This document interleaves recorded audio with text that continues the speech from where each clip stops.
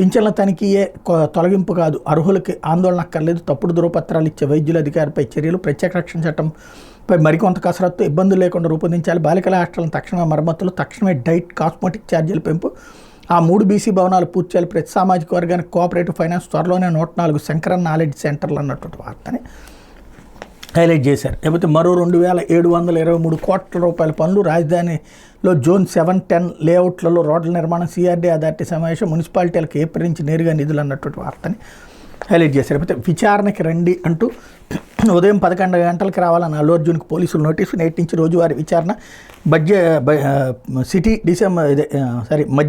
మధ్యంతర బెయిల్పై ఉన్న నటుడు అల్లు అర్జున్కి చిక్కడపల్లి పోలీసులు నోటీసులు జారీ చేశారు. సంధ్యా థియేటర్ వద్ద జరిగిన తొక్కిసలాట ఘటనపై మరింత లోతైన దర్యాప్తు చేసేందుకు మంగళవారం ఉదయం 11 గంటలకు హాజరు కావాల్సిందిగా నోటీసులో పేర్కొన్నారు.